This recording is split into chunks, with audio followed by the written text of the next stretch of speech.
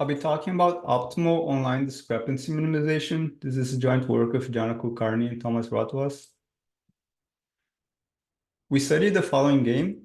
A player receives unit vectors from an adversary, v1 through vt, one at a time. The goal of the player is to pick signs plus minus 1, this xi through xt, so that the sign sum is balanced at all times. For example, one notion of balance is the distance to the origin in the L2 norm. And this game might look like this. The player receives the first vector and picks a plus, receives the second vector, picks a plus, and so on. If the adversary can react to the choices of the player, it's easy to see that they can always pick the vector perpendicular to the current position, and that will ensure that the distance is at least square root t by Pythagorean theorem. The player can also ensure that no matter what the adversary does, the distance is at most square root t by picking the acute angle. A more interesting game is if the adversary must pick all the unit vectors ahead of time. This is the oblivious adversary setting. The player was to receive it one at a time, and the signs must be picked as soon as they see it. If the player were deterministic, the adversary could just simulate the player's strategy ahead of time, and the guarantee would be the same as the adaptive case. But the more interesting case is when the player can use randomization. So the first, an interesting prior work related to this problem is the self-balancing random walk, which proposes the following algorithm. The player would denote by p of t the prefix sum when the vector vt arrives, and they would choose the sign plus minus 1 based on a linear function of the inner product of pt and the current vector. There's some scaling factor of log n t in the denominator, and the theorem of always Liu and Soni in STOC 2021 is that all these prefix sums are square root log nt sub-Gaussian. So what does it mean to be sub-Gaussian? It means that all the tails in every direction are decaying as a Gaussian with the appropriate variance. Another way to write this is that the expectation of this function here is bounded everywhere. As a corollary, they deduce that all the prefix sums are bounded with high probability of all the coordinates. We improve upon the result by showing a 10 sub-Gaussianity result for this problem. And in particular, this implies that all the prefix sums can be bounded by square root log t. We also show a matching lower bound of square root log t for this L infinity norm of all the prefix sums. But in this talk, I'll be focusing on the first theorem. In order to explain how our algorithm works, we will need the concept of epsilon net. This is a set of points in n dimensions, so that for all unit vectors, there is a point inside the set with small distance at most epsilon. And a simple packing argument shows that there is always an epsilon net with size exponential in 1 over epsilon. So let's try to understand how the algorithm works. We create this gigantic tree where at every point, every vertex of the tree that is not a leaf, I'll create children labeled with an epsilon net. And the depth of the tree is the number of vectors of the game. So maybe I received a first vector v1, and I pick a vector in the epsilon net v1 prime that is close to v1. This always exists because it's an epsilon net. And then I move again, when I see this vector v2, I move to whatever v2 prime is close to v2. I keep doing this, and then the only guarantee we need to show is that given this rooted tree with vectors on its edges, we need to show that there is a distribution on the signs, so that if we sampled from it, all these root vertex paths are 10 sub-Gaussian.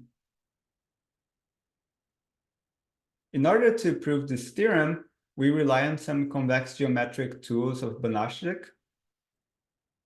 So Banachnik showed that for any vectors v1 through vt in n dimensions, which are unit vectors, in any large enough convex body, meaning that the Gaussian measure of k is at least 1 minus 1 over 2t. Gaussian measure means I sample a Gaussian in n dimensions, and that's a probability that it lies inside k, standard Gaussian. So if I have such a large convex set, Banachnik claims that there exist signs for which all the prefix sums lie inside 5 times k. The way Banachnik proves this theorem is he uses the following construction. Given a unit vector u, he defines this set k star u by intersecting a strip with this union of k minus u and k plus u. I won't write down the exact definition, but the point is that if k has large measure, Banachnik shows that k star u also has a large measure. And in order to construct these signs x1 through xt, the proof strategy is to define convex bodies backwards, starting from the last one. Kt will be the input body k. And the previous one, kt minus 1, will depend on kt via this star operation.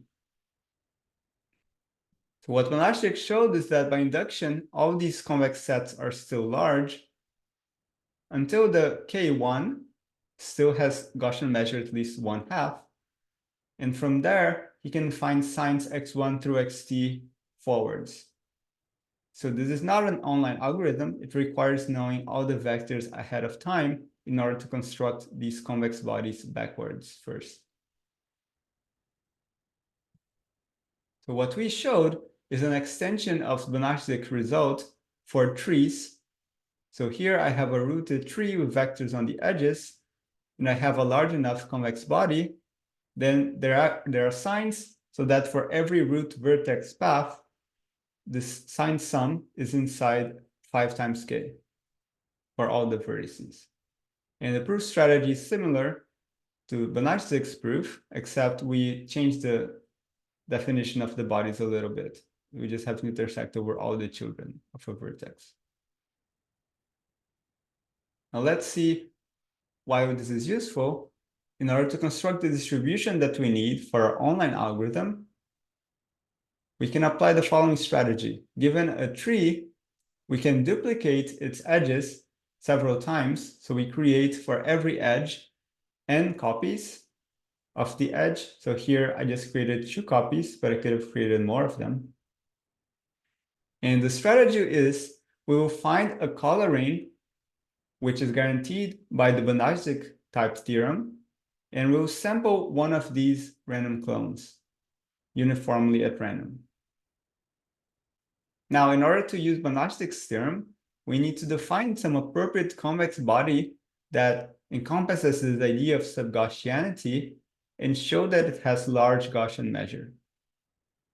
In particular, we will show that it has Gaussian measure at least 1 minus 1 over big N to the 1 plus delta, so that if we pick big N large enough, this will be at least the desired lower bound we need.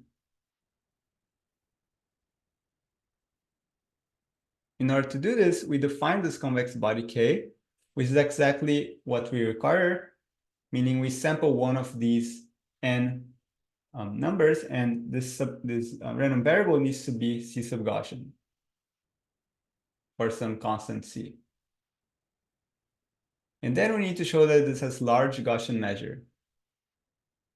So if we write down the definition of sub-Gaussianity, and we focus on a single unit vector in the definition, this means that this Kw, this convex body here, has a large Gaussian measure. A priori, it's not clear that this is a convex body, but it is. And then if we define these random variables, xl, to be the exponential of the Gaussian squared, this statement here that Kw has large Gaussian measure turns out to be equivalent to showing a concentration inequality for these random variables XL. So in order to illustrate a toy example, so the lemma we need is kind of like the following. It says that if I have a P at least 2, and I have these centered independent random variables xi through xn, centered means the mean is 0, so that the Pth moment is bounded, then the probability that the sum is greater than n is upper bounded by a function of 1 over n to the P over 2. So let's try to first understand why this is true for P equals 2. For P equals 2, the proof is quite simple. We can simply upper bound by taking the square on both sides and then applying Markov's inequality. Now the cross terms will disappear because they're independent, and each of these expectations of xi squared is bounded. Now for P greater than 2, we require this additional inequality due to Rosenthal, which allows us to bound the Pth moment of the sum based on the individual Pth moments of each random variable, and also on their variance. In the previous slide, there wasn't centered random variables. They were exponential of Gaussian squared, but you can always shift so that the xi's are actually centered. So let's recap the online algorithm. Given some number of vectors t, we'll build a depth t tree where the children are labeled with an epsilon net. We'll find the stand sub-Gaussian distribution d. We'll sample from it, and we will keep track of which position I am in the tree. We start at the root, and as I see the vectors, I will find the closest child, and I will just move there. And the signs I output are the signs corresponding to the edge I traverse. Basically, this x that I sample from the distribution will have a corresponding sign on the edge I just traversed, and I'll output that sign. So that's what I do. And the sub-Gaussian norm in the end is, well, it's a little more than 2 times this Banachzik constant, which actually is, you can look at Banachzik's paper, is actually less than 5. So the total sub-Gaussian norm is less than 10. An open problem that we leave is to actually achieve this online algorithm in polynomial time. So our strategy requires building this large tree, but in principle, it could be done in polynomial time possibly. So we leave this as an open problem. Thank you.